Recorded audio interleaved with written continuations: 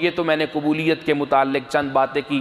دو باتیں انتہائی ضروری. پہلی بات، عمل کی قبولیت کی شرط کیا ہے؟ دوسری بات، عمل قبول ہو رہا ہے یا نہیں ہو رہا، اس کی پہچان کیا ہے؟ یہ دو آخری باتیں سمجھ لیں. Al-Faruqi media, only Islamic relations. ونؤمن به ونتوکل علیہ ونعوذ باللہ من شرور انفسنا ومن سیئات اعمالنا من يهده الله فلا مضل له ومن يضلله فلا هادي له ونشهد أن لا إله إلا الله وحده لا شريك له ونشهد أن سيدنا وسندنا ومولانا وأولانا محمدا عبده ورسوله. أما بعد فأعوذ بالله من الشيطان الرجيم. بسم الله الرحمن الرحيم.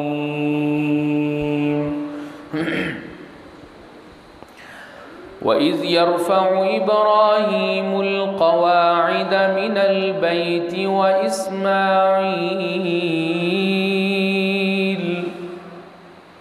ربنا تقبل منا إنك أنت السميع العليم. سبحان ربك رب العزة عما يصفون وسلام على المرسلين والحمد لله رب العالمين. اللهم صل على سيدنا ومولانا محمد وعلى آل سيدنا ومولانا محمد وبارك وسلم ثم صل عليه. گرامی قدر احباب، یہ قانون فطرت ہے، یہ انسانی مزاج میں شامل ایک بات ہے کہ جو چیز محنت کر کے حاصل کی جائے، جو چیز بہت کوشش کر کے حاصل کی جائے، جو چیز قیمتی ہو اور اس کی قیمت ادا کر کے اس کو لیا جائے تو اس چیز کے کھو جانے کا، ضائع ہو جانے کا خطرہ ہوا کرتا ہے. جس چیز کے حصول میں حضرت انسان کی کوئی محنت صرف نہ ہو، کوئی کوشش صرف نہ ہو، کوئی قیمت نہ اس کی ادا کرنی پڑے، وہ چیز اگر ضائع ہو جائے تو کوئی افسوس نہیں ہوتا. لیکن جس چیز کی قیمت بھی دی ہو، جس کے لیے محنت بھی کی ہو، مشقت بھی اٹھائی ہو، وہ چیز اگر ضائع ہو جائے تو انسان کے دل کو روگ لگ جایا کرتا ہے. رمضان المبارک بغیر کسی شک و شبہ کے نیکیوں کا ایک سیزن ہے. رمضان المبارک میں اللہ رب العزت نے بہت عجیب اور مختلف عبادات کو جمع کیا ہے. اس کے بندے اپنی اپنی توفیق کے مطابق، طاقت کے مطابق کوشش کرتے ہیں کہ رمضان میں کچھ عبادت ہو جائے، کچھ اس کی رضا کا سامان ہو جائے، کچھ حاصل کر لیا جائے، کچھ اپنی خالی جھولیوں کو بھر لیا جائے. یہ ہر شخص نے کوشش کی ہے، ہر ایماندار نے کوشش کی ہے.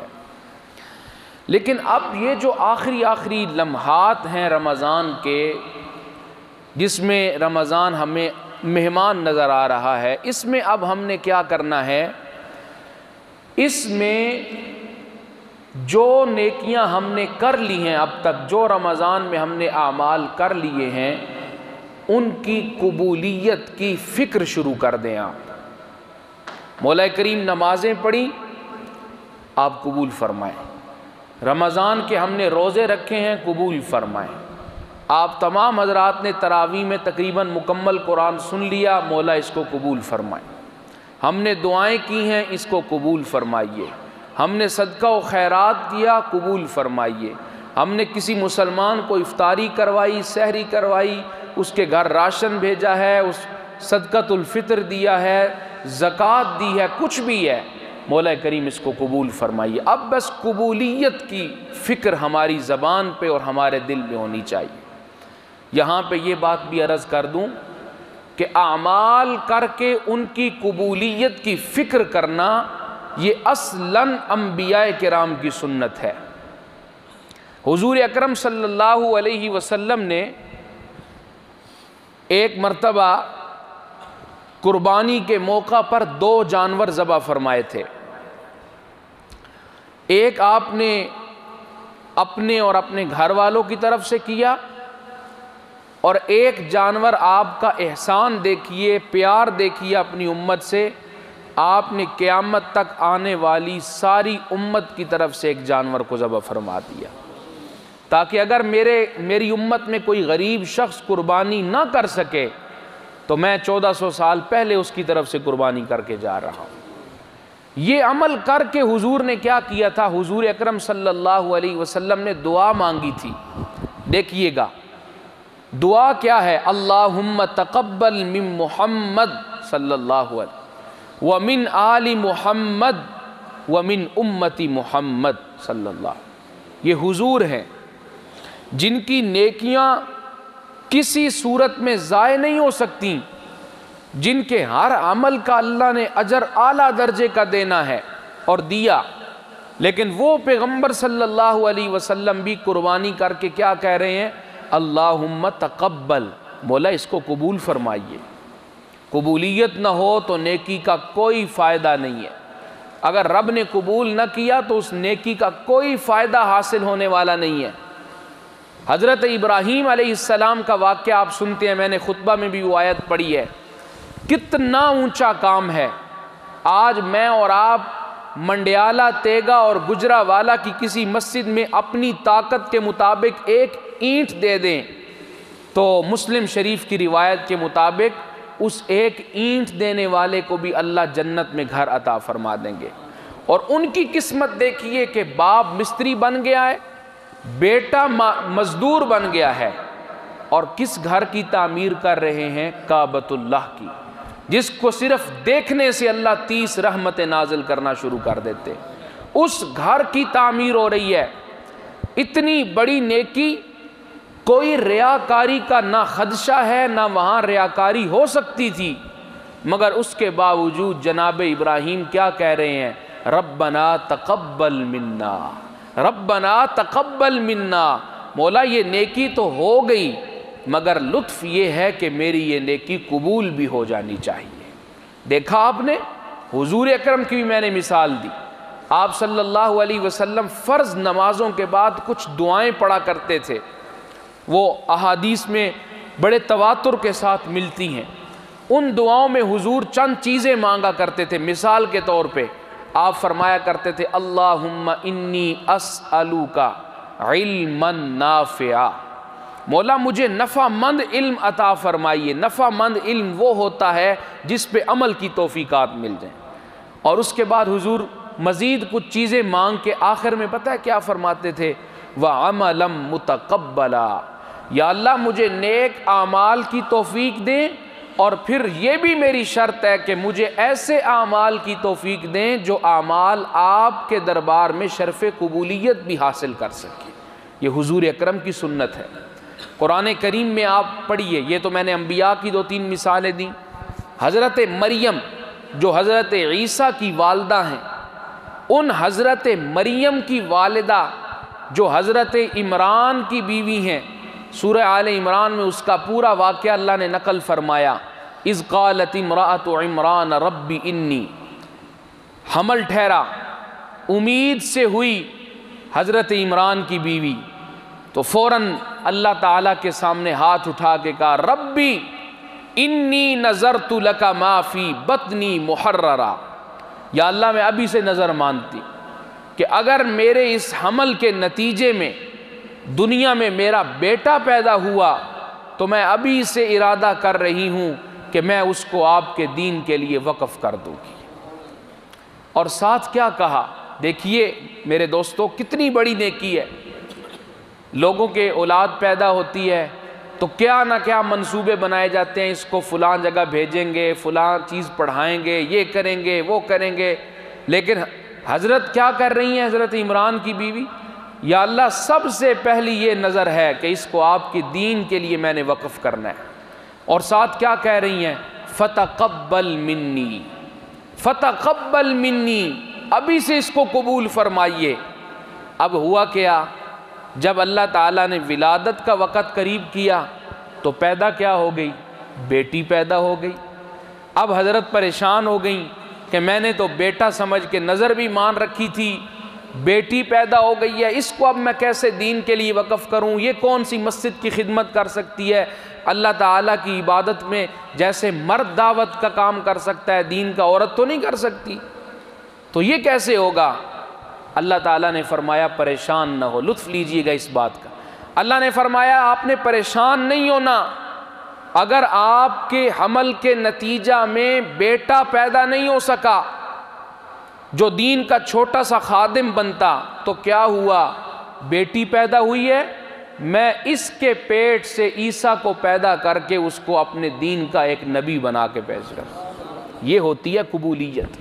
وہاں صرف دین کا خادم مانگا تھا، اللہ نے فرمایا ہم اچھے طریقے سے، اسی لیے قرآن نے کہا قبولا حسن، اللہ فرماتے ہیں ہم نے اچھے طریقے سے قبول کیا، اور یہی ہے کہ انہوں نے صرف دین کا چھوٹا سا خادم، اللہ نے فرمایا نہیں ہم اس کو اپنے وقت کا نبی بنائیں گے۔ یہ قبولیت ہے۔ قبولیت اعمال کی فکر کیجئے۔ حضرت عبداللہ بن عباس، عبداللہ ابن مسعود رضی اللہ عنہما کے متعلق آتا ہے، جب آذان سنتے بعض اوقات کسی خاص کیفیت میں بیٹھے ہوتے تھے، آذان سن کے بے ہوش ہو جاتے تھے۔ لوگ کہتے حضرت آذان سن کے بے ہوشی کیوں؟ فرمایا جب میں آذان سنتا ہوں مجھے ایک خیال آتا ہے کہ محبوب کے در پہ حاضری کا وقت ہو گیا ہے، پتہ نہیں وہ میری حاضری قبول کرے گا یا نہیں کرے گا، بس اسی غم میں میرے اوپر بے ہوشی طاری ہو جایا کرتی ہے۔ میں نے ایک کتاب میں پڑھا، ایک عرب عالم کی کتاب میں، ایک شخص حج پہ گیا اور جا کے حج پہ اس نے تلبیہ پڑھا۔ آپ بھی پڑھیں، کیا ہوتا ہے تلبیہ؟ لبیک اللہم لبیک۔ کتنے خوبصورت لفظ ہیں، کتنے پیارے لفظ ہیں۔ شاگرد استاد کے حکم کے مطابق مدرسہ میں حاضر ہو جائے نا، خوش ہوتا ہے۔ استاد جی نے کہا تھا فلاں تاریخ کو آنا ہے، میں پہنچ گیا ہوں، اب استاد کچھ نہیں کہیں گے، بس یہی ہے۔ انسان کہتا ہے لبیک اللہم لبیک، مولا آپ کے دربار پہ آ گیا ہوں، آپ کے پاس آ گیا ہوں۔ تو انہوں نے لکھا کہ ایک آدمی تابعی تھے، وہ جب بھی کہتے لبیک تو چیخ مار کے بے ہوش ہو کے گر جاتے تھے۔ پوچھنے والے نے پوچھا کون سا دل پہ بوجھ آتا ہے کہ لبیک اللہم لبیک کا جملہ بول کے آپ بے ہوش ہو جاتے ہیں؟ فرمایا صرف ایک خیال آتا ہے، صرف ایک خیال آتا ہے جب میں لبیک کہتا ہوں کہ کہیں میرا رب میرے گناہوں کی وجہ سے آسمان سے آواز نہ دے دے لا لبیک، مجھے تیری حاضری قبول ہی نہیں ہے۔ اس غم کی وجہ سے، اس ڈر کی وجہ سے میں لبیک کہہ کے بے ہوش ہو جایا کرتا ہوں۔ میرے مسلمان دوستو، اللہ کی توفیق سے ہم سب کچھ نہ کچھ اعمال میں جڑے ہوئے ہیں، لیکن قبولیت اعمال کی فکر جیسے ہمیں کرنی چاہیے ہم نہیں کر رہے ہیں۔ فکر کیجئے قبولیت اعمال کی۔ ہم ایک پانی کی بوتل میں اگر سوراخ ہو تو اس میں ہم پانی نہیں ڈالتے کہ ضائع ہو جائے گا، پانی ضائع ہو جائے گا، میری محنت ساری ضائع ہو جائے گی۔ لیکن کبھی سوچا ہے آپ نے کہ ہمارے اعمال میں کتنے سوراخ ہیں کہ ہم نیکیاں کر رہے ہوتے ہیں وہ ضائع ہو رہی ہوتی ہیں؟ تو اس لیے قبولیت اعمال کی فکر کیجئے۔ پھر توجہ فرمائیں، ایک قرآنی نکتہ آپ حضرات کے گوش گزار کرنا چاہوں گا۔ آپ نے حضرت ابراہیم کی دعا سنی، حضرت ابراہیم کے کیا فرمایا؟ ربنا تقبل منا۔ اس لفظ تقبل پہ ایک عربی مفسر نے دو بڑے عجیب نکتے لکھے۔ پہلا نکتہ یہ ہے، وہ فرماتے ہیں کہ حضور نے بھی فرمایا اللہم تقبل وعملا متقبلا، حضرت ابراہیم نے فرمایا ربنا تقبل منا۔ یہ تقبل ہے کیا؟ فرمایا تقبل یہ باب تفاعل ہے، یہ عربی گرامر جاننے والے میرے دوست سمجھتے ہوں گے، اس میں زور ہوتا ہے۔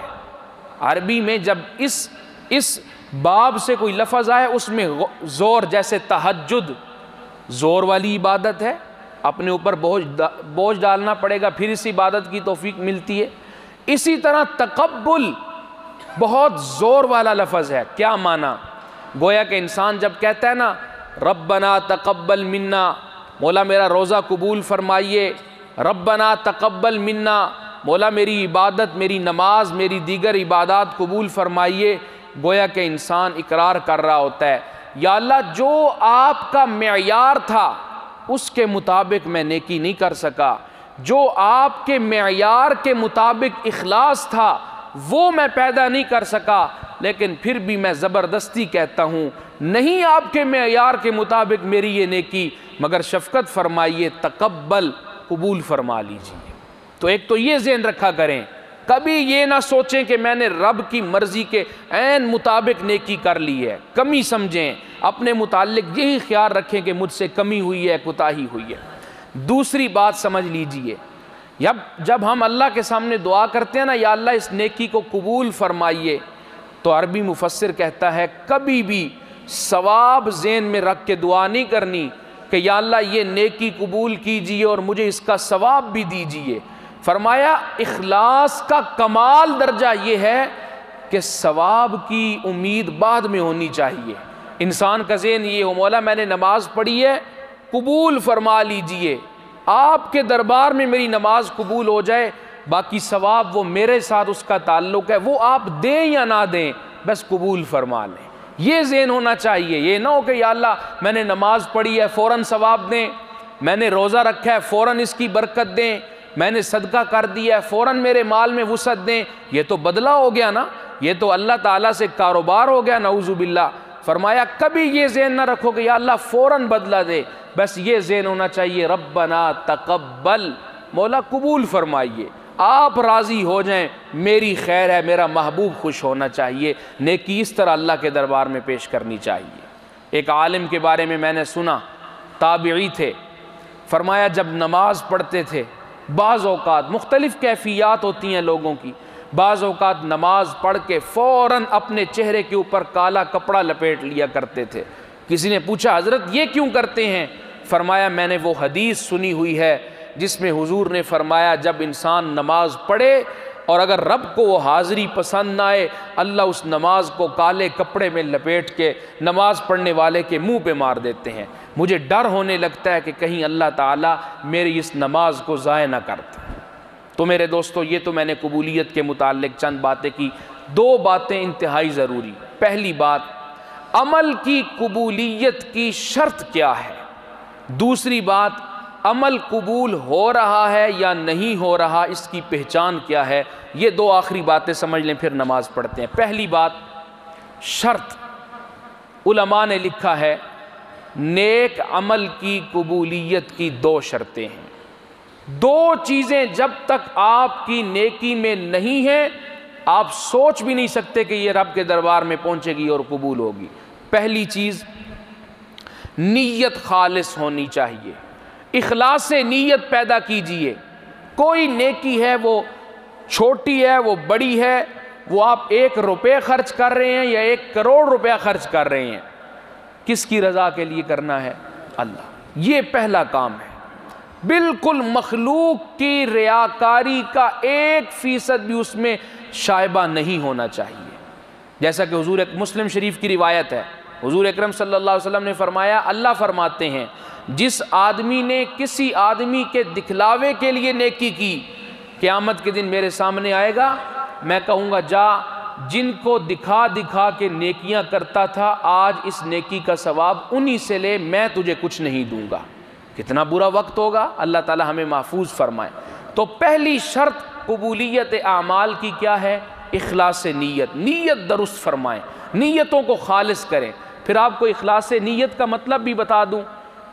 ایک عربی عالم نے اخلاص نیت کا مطلب بتایا، انہوں نے فرمایا اخلاص نیت کہتے ہیں کہ انسان اپنے آپ کو بچوں کی طرح بنا لے۔ بچہ ہے نا، بچہ آپ اس کی جتنی بھی خوشامد کریں وہ مرضی اپنی کرے گا۔ چھوٹا معصوم بچہ آپ کی گود میں کھیل رہا ہے، بعض اوقات ہم بچے کے ساتھ ہنسی مذاق کی کوشش بھی کرتے ہیں، اس کو اٹھانے کی کوشش کرتے ہیں، وہ اپنے موڈ میں ہوتا ہے، وہ نہیں خوش ہوتا کہ مجھے کوئی ہنسی کے ساتھ بلا رہا ہے، کوئی مجھے متوجہ کر رہا ہے۔ فرمایا اخلاص بھی اسی چیز کا نام ہے۔ جیسے بچے کو خوشامد کی، تعریف کی یا تنقیص کی کوئی پرواہ نہیں ہوتی، ایک نیک آدمی کو بھی اپنا مزاج یوں ہی بنانا چاہیے، ساری کائنات مل کے اس کی نیکیوں کی تعریف کرے، وہ پھر بھی اس کی رضا کے لیے کام کرتا رہے، ساری کائنات مل کے اس کی نیکیوں پہ تنقید شروع کر دے، وہ پھر بھی اس کی رضا کے لیے نیکی کرتا رہے۔ یہ مزاج ہونا چاہیے۔ تو پہلی چیز ہے اخلاص نیت، اور دوسری چیز انتہائی ضروری، وہ ہے اس عمل میں اتباع سنت کو تلاش کرو۔ میرے پیارے پیغمبر صلی اللہ علیہ وسلم نے یہ عمل کیسے کیا تھا، اس پہ غور و فکر فرما لیا جائے۔ آپ صلی اللہ علیہ، یاد رکھیں نیکی نام زیادہ اعمال کا نہیں ہے، اس کو سن لیجئے، نیکی نام زیادہ اعمال کا نہیں ہے، نیکی نام ہے عمل چاہے کم ہو لیکن ہو ویسے جیسے حضور اکرم صلی اللہ علیہ وسلم نے کیا۔ آپ صلی اللہ علیہ وسلم نے جیسے کیا ویسے کریں، بلکہ بعض علماء تو اس سے بھی آگے گئے ہیں، وہ فرماتے ہیں کہ جیسے حضور نے کیا ویسے کرنا، اور یہ نیت ہونی چاہیے مولا میں یہ نیکی صرف اس لیے کر رہا ہوں کہ تیرے پیارے پیغمبر نے کی تھی۔ جیسے احسان دانش ایک شاعر گزرا ہے اردو کا، اس نے ایک اردو کا شعر کہا، مجھے اس کا شعر وہ لفظ ابھی نہیں یاد اس وقت، لیکن مجھے مفہوم یاد ہے، جس کا معنی مطلب یہ بنتا ہے کہ اے موت میں تو تجھے بھی اس لیے قبول کروں گا کہ میرے پیغمبر نے تجھے قبول کیا تھا۔ یہ ہونی چاہیے نیکی، اپنے پیارے پیغمبر صلی اللہ علیہ وسلم کی اتباع میں اس قدر غرق ہو جائیے کہ کوئی بھی نیکی کرنی ہے تو بس حضور اکرم صلی اللہ علیہ من اجلہ، حضور کی وجہ سے ہم نے وہ نیکی کرنی ہے۔ حضرت عمر رضی اللہ تعالی عنہ کعبہ شریف کا طواف کر رہے ہیں، حجر اسود کو بوسہ دینے لگے تو کتنا خوبصورت جملہ بولا، فرمایا انک حجر لا تنفع ولا تضر، اے حجر اسود تو ایک معمولی پتھر ہے جیسے عام پتھر ہوتے ہیں، نہ تو عمر کے نفع کا مالک ہے نہ تو مجھے کوئی نقصان دے سکتا ہے۔ لولا رأیت رسول اللہ صلی اللہ علیہ وسلم یقبلک ما قبلتک، اگر میں نے اپنے پیارے پیغمبر کے ہونٹ تیرے اوپر نہ رکھے ہوئے دیکھے ہوتے تو میں کبھی تجھے چومنے کے لیے تیار نہ ہوتا۔ یہ ہونا چاہیے، نیکی کریں حضور کی اتباع کے مطابق۔ دوسری چیز اور آخری چیز، ہمیں کیسے پتہ چلے کہ میری یہ نیکی رب کے دربار میں کچھ قبول ہو رہی ہے یا نہیں؟ ایک عالم، پیر، بہت نیک آدمی، ان کے پاس ایک شاگرد حاضر ہوا، مرید حاضر ہوا، استاد جی میں نیکی کرتا ہوں لیکن مجھے کبھی آسمان سے آواز نہیں آئی کہ تیری یہ نیکی مجھے قبول ہے، تو استاد جی دعا کریں کوئی کبھی آواز آ جائے تاکہ مجھے اطمینان تو ہونا کہ میری نیکیاں، میری محنت کا کوئی صلہ مجھے مل رہا ہے۔ تو بزرگ نے پتہ ہے کیا جواب دیا؟ انہوں نے کہا بیٹا اگر تو تجھے نیکیوں کے بعد مزید نیکیوں کی توفیق مل رہی ہے نا تو یہ آسمان سے قبولیت کی آواز آ رہی ہے تجھے۔ اب میں اور آپ اپنا اپنا محاسبہ کریں، ہم نمازیں پڑھ رہے ہیں، نماز کے بعد اگلی نماز کی فکر ہے تو سمجھیں کہ یہ قبولیت ہے۔